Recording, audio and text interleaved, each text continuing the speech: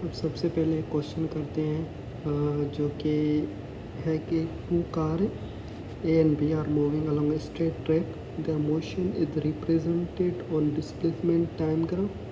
The line representing car A motion has a slope of 30, slope of 60 degree with respect to time axis. What is the ratio of velocity of car A and car B?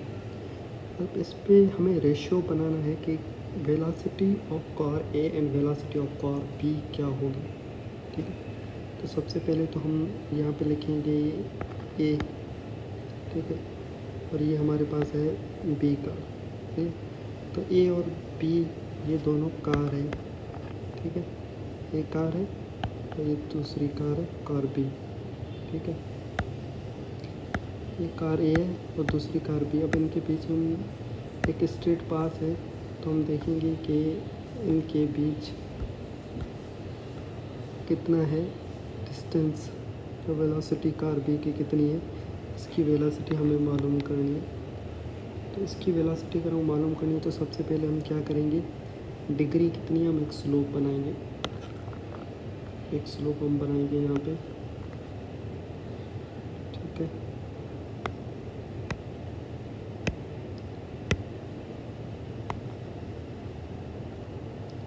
तो इस slope में हम distance और time का एक graph बनाएंगे, जिसमें एक बॉडी मूव कर रही है 30 डिग्री पे।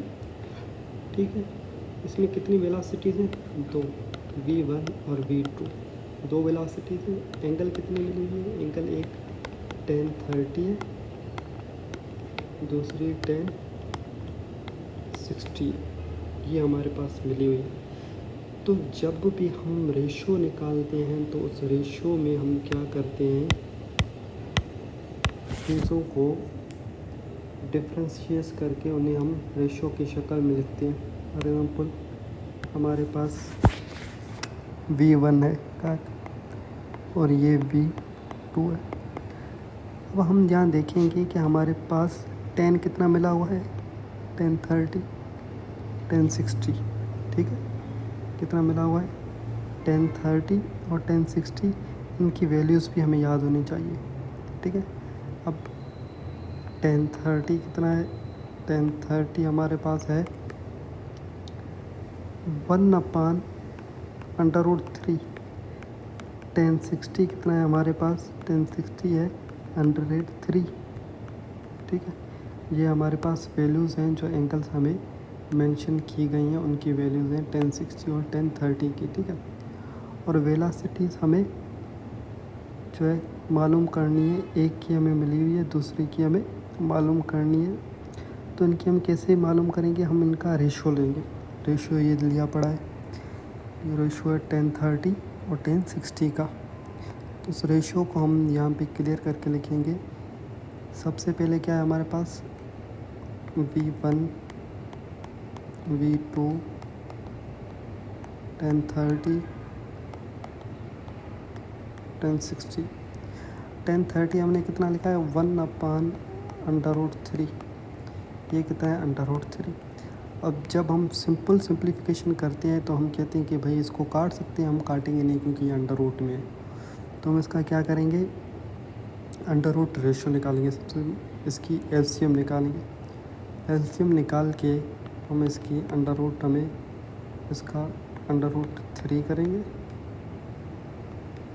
√3 इसको नीचे करेंगे। जब प्लस करना है ना, अगर हमें माइनस यहाँ पे प्लस करना है तो हम क्या करेंगे, √3 प्लस √3, तो ये 6 बनेगा। यहाँ पे अंडर रूट के हिसाब से तो ये 6 बनेगा। तो हम क्या करेंगे, ऐसा अंडर रूट बना के हटा के हम इसको 1/3 रख देंगे। ठीक है, तो इस स्लाइड में ये कहता है, ये हमारा प्रॉब्लम एक सॉल्व हो गया ग्राफ। और इस दूसरी बात ये है कि हमारे पास डिस्प्लेसमेंट और time graph, displacement time graph क्या शो करता है, वेलोसिटी को। Displacement time graph show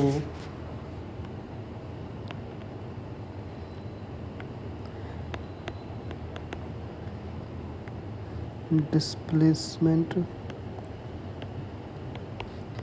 time graph show velocity. ये हमारे पास, अगर हमें कहें कि एक हमारे पास स्लोप है, ये हमारे पास स्लोप है, ये डिस्प्लेसमेंट है, ये टाइम है, जिससे इसका ये एरिया क्या शो करता है।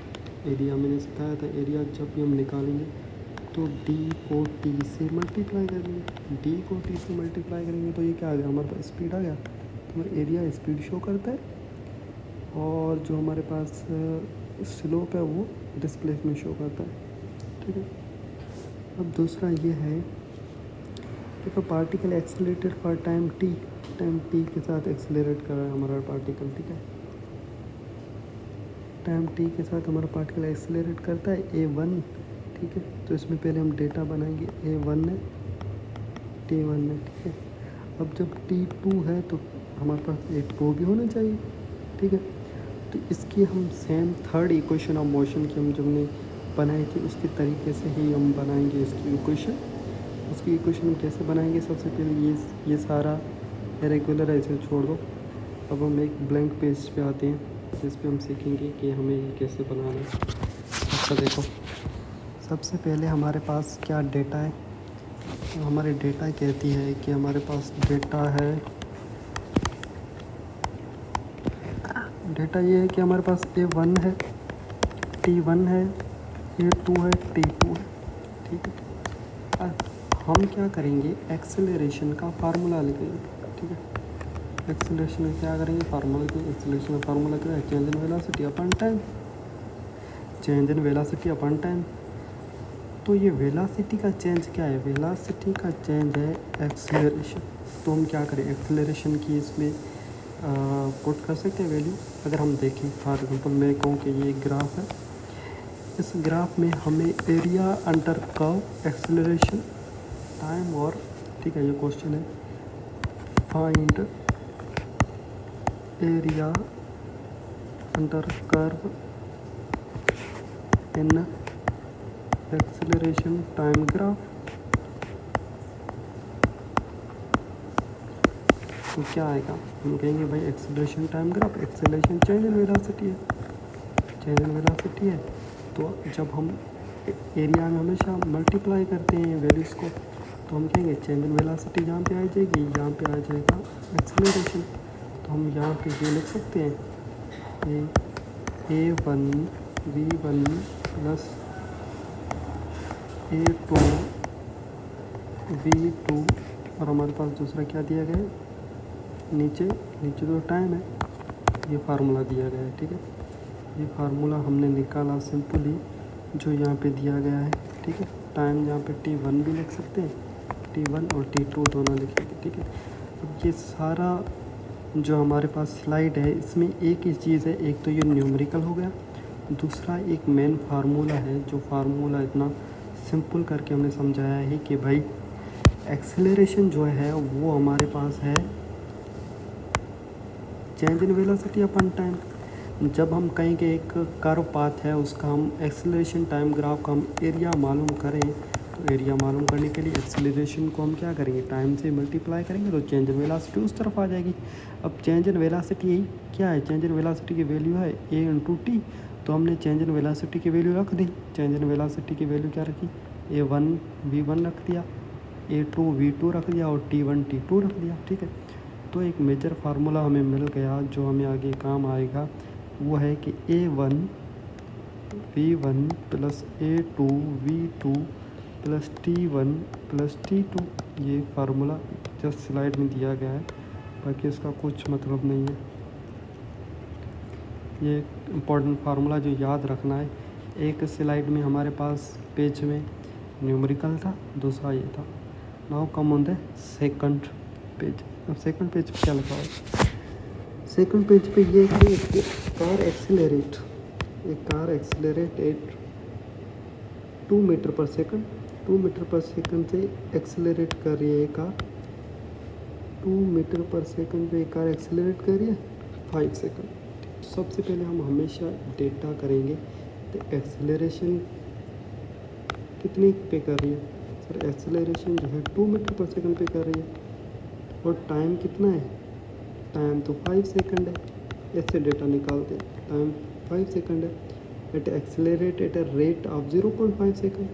तो हमारे पास A2 कितना है, A2 तो हमारे पास 0.5 मीटर पर सेकंड है, ठीक है, 0.5 मीटर पर सेकंड है। तो दूसरा क्या कहते हैं, टाइम भी हमें मिला हुआ है, टाइम भी 10 सेकंड है, T2 A1 है, A1 T2 वो भी हमारे पास 10 सेकंड है।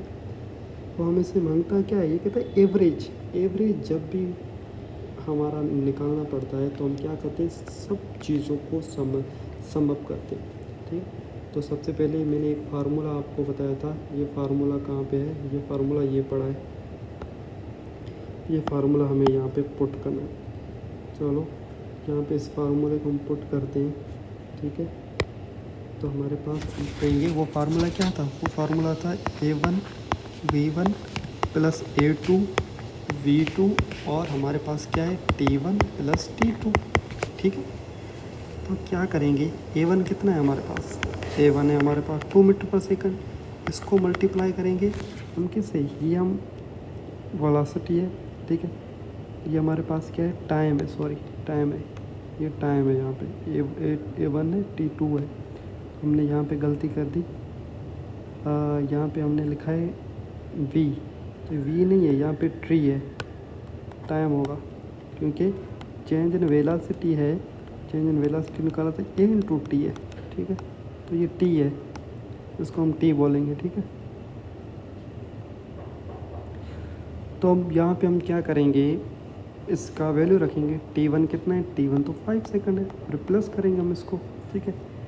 फिर क्या होगा हमारे पास A2 कितना है, A2 तो हमारा 0.5 सेकंड है, फिर इसको मल्टीप्लाई करेंगे 10 से। अब हमारे पास T1 कितना है, T1 की हम वैल्यू रखेंगे, T1 तो 5 है, इसको प्लस करेंगे 10 से। तो हम इसको क्या करेंगे, 2 को 5 से ज़र्ब करेंगे 10 आ जाएगा, ठीक है। अब हम इसको ज़र्ब करेंगे 10 से 0.5 को, तो 10 कर दो, 0.5 कर दो, 0.5 यहाँ पे 0 0 आ जाएगा या 5 आ जाएगा, और यहाँ पे क्या हो जाएगा 0 0, तो यहाँ पे हमारा 0.50 आ जाएगा, ठीक है, और यहाँ पे क्या है 15 आ जाएगा। तो जब हम इसको 5 करेंगे तो 15 आएगा, ठीक है, 5। अच्छा पॉइंट जो है वो इसके बाद आएगा, ठीक है, तो यहाँ पे 5 आ जाएगा। तो यहाँ पे 10 प्लस 5 कितना हुआ, 15 हुआ, 15 को 15 से करेंगे तो कितना बचेगा 1। तो हम कहेंगे भाई कि हमारे पास जो एवरेज एक्सेलरेशन है वो हमारे पास है 1। एवरेज एक्सेलरेशन क्या है हमारे पास 1 है। तो यहाँ पे एक मेन फार्मूला हमने हल किया, वो है कि A1 T1 plus A2 T2 plus T plus 1 T2। तो ये हमने एक मालूम किया एक्सेलरेशन के बारे में, ठीक है।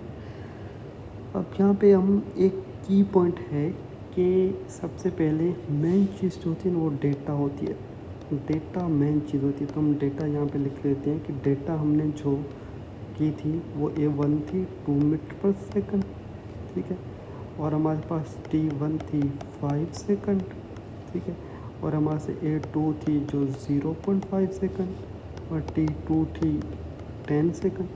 तो ये डेटा है, डेटा की वजह से हमने जो है ये आंसर निकाला, जो आंसर हमारे पास है 1 मीटर पर सेकंड। ये है हमारे पास क्या है, ये हमारे पास एवरेज एक्सेलरेशन है, एवरेज एक्सेलरेशन है 2 कारों की, ठीक है, ओके।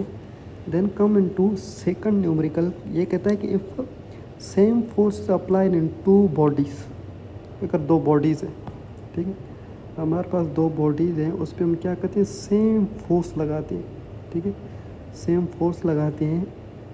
तो produce acceleration A2 and A1 A2। Now these bodies are attached together to form combined system and same force applied on the system so that the acceleration of combined system is okay। तो इसको हम इस तरह से समझेंगे। For example यहाँ पर हम एग्ज़ाम्पल लेते हैं कि हमारे पास क्या दे रहे हैं, ये बोलें कि दो बॉडीज़ हैं, ठीक है, दो बॉडीज़ हैं, एक बॉडी दूसरी बॉडी, ठीक है। हमारे पास दो बॉडीज़ हैं, इनका मास दिया नहीं है, पर ये कह रहे हैं कि दो बॉडीज़ हैं आपके पास, इन दो बॉडीज़ को हम सेम फोर्स लगा दें। अब सेम फोर्स हम समझेंगे कैसे, ठीक है। अब ये बॉडी 1 है, इस बॉडी 1 पे मैं फोर्स लगा रहा हूँ, जो फोर्स है यहाँ से मैं फोर्स एक्सर्ट कर रहा हूँ, ये फोर्स है 10 न्यूटन। कितना है? 10 न्यूटन। दूसरी बॉडी है, इस पे मैं फोर्स एक्सर्ट कर रहा हूँ, जो फोर्स है हमारे पास कितना? 10 न्यूटन। मैं दोनों बॉडीज़ पे 10 न्यूटन फोर्स एक्सर्ट कर रहा हूँ, तो क्या बोलूँगा? फोर्स मेरे पास सेम है, तो मैं कहूँगा इसमें जो, अच्छा देखो, जब भी एक बॉडी में मैं फोर्स अप्लाई करूँगा क्या होगा? वेलोसिटी आएगी। वेलोसिटी फोर्स एक्सर्ट होता जाएगा, तो क्या करेगा? ये अपनी मैग्नीट्यूड को चेंज करेगा, डायरेक्शन को चेंज करेगा, तो क्या चेंज इन वेलोसिटी आएगी। चेंज इन वेलोसिटी आई तो क्या एक्सेलरेशन प्रोड्यूस होगा। तो हम कह रहे हैं कि हम इस बॉडी को 10 न्यूटन सेम फोर्स दे रहे हैं दोनों बॉडीज़ को, तो इसका तो A1 हो जाएगा, इसका A2, ठीक है। ये सिंपल है, हम दोनों बॉडीज़ पे 10 न्यूटन फोर्स अप्लाई करें, इसकी एक्सेलरेशन है A1 बॉडी 1 की, ठीक है, बॉडी 2 की एक्सेलरेशन है A2। अब हम बोलें कि इन दोनों बॉडीज़ को हम क्या करते हैं, इन दोनों बॉडीज़ को हम कंबाइन करते हैं, इन दोनों बॉडीज़ को हम क्या करते हैं? कंबाइन, ऐसे कंबाइन करते हैं, ठीक है।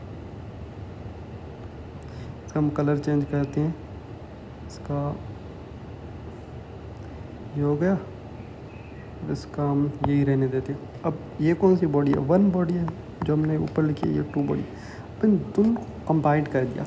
अब बोले कि अब जो हमारे पास ये फोर्स लग रहा है इन दोनों बॉडीज़ पे, वो क्या हो सकता है, वो हम इसमें देखेंगे, ठीक है। क्या बोला है कि दो bodies are attach together and form combined system, the force is applied in system, तो the acceleration of combined system then, तो ये एक्सेलरेशन हमारे पास दी गई है, ठीक है।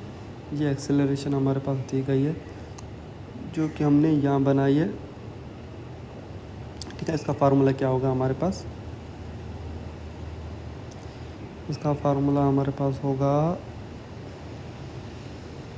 मल्टीप्लिकेशन और इसमें, ठीक है। तो इसका फार्मूला हम एक याद करेंगे, A1 A2 plus A1 plus A2, तो ये क्या है? एवरेज हम कहते हैं, ठीक है। तो इसको हम नोट कर लेंगे, ये हमें एक फार्मूला मिल गया। अच्छा, ये कब होंगे?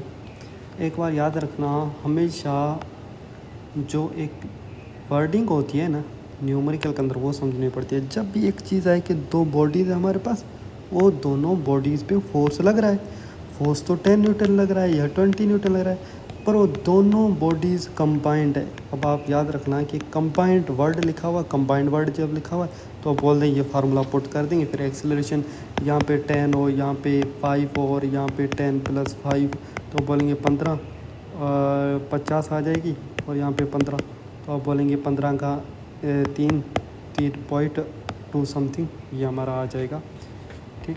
तो इस हिसाब से न्यूमेरिकल को देखना है और हल करना है, ठीक है। तो यहाँ पे हम एक नोट पॉइंट लिखेंगे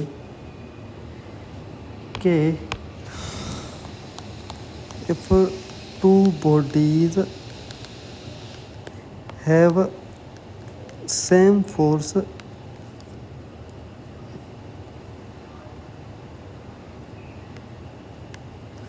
same F and combined with each other, so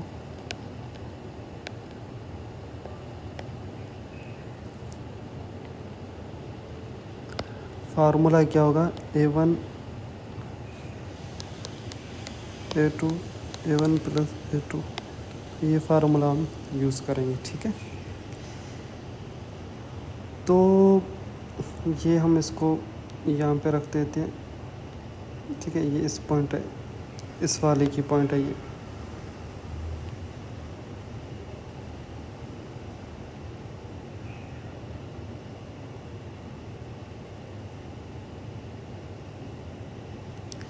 ठीक है। तो ये फार्मूला तभी यूज़ करना है जब हमारी बॉडीज़ जो हैं ये क्या हों, एक दूसरे से कनेक्टेड हो, कंबाइंड हो, तो हम क्या करेंगे, इसको यूज़ करेंगे। ठीक है।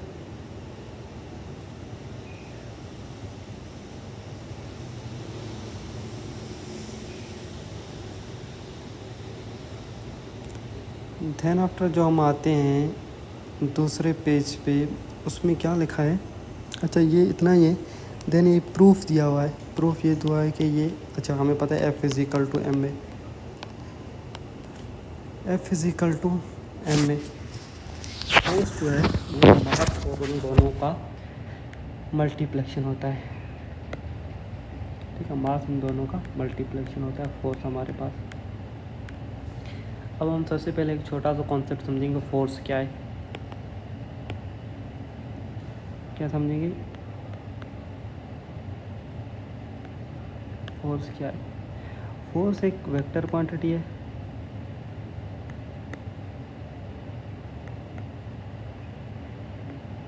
ठीक है, फोर्स एक वेक्टर क्वांटिटी है जिसका डायरेक्शन भी होता है। और फोर्स का जो हमारे पास यहाँ पे है वो है एम ए। ठीक है, तो एम जो है ये मास है, ये एक्सीलरेशन है। अब किसी बॉडी का फोर्स बढ़ेगा तो मास भी बढ़ेगा, क्या बढ़ेगा, मास भी बढ़ेगा, एक्सीलरेशन भी बढ़ेगी।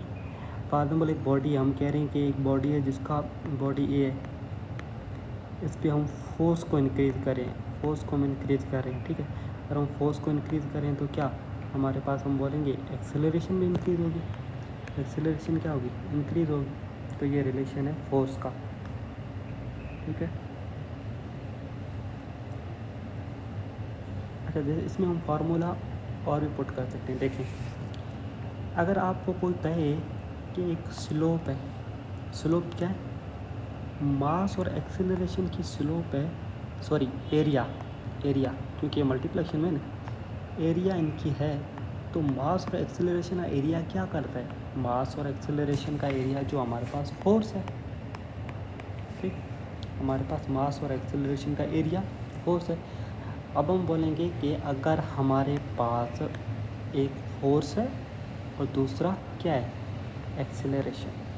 ठीक है, फोर्स है और एक्सेलरेशन, इनका स्लोप क्या करता है, तो हमको पता है F is equal to m a, F is equal to m a. तो एम ए जब उस तरफ जाता है, एम ए को हम इस तरफ डालेंगे तो हमारे पास F अपन ए आ जाएगा, F अपन ए आ जाएगा। तो इसकी वजह से जो हमारे पास है ये फार्मूला बनता है। Then after come to next page, ये सारे न्यूमेरिकल हैं, इसमें मोस्ट ऑफ डेरिवेशन दी गई है, मोस्ट ऑफ क्या है, डेरिवेशन दी गई है। अब एक न्यूमेरिकल है, सबसे पहले हम इसकी फार्मूला को समझते हैं, फिर हम इस पे आते हैं कि इस न्यूमेरिकल को कैसे करना है। देखें, मैंने सबसे पहले जब डिस्प्लेसमेंट का जब हमने रेशियो निकाला तो हमने क्या करा, S1 S2 is equal to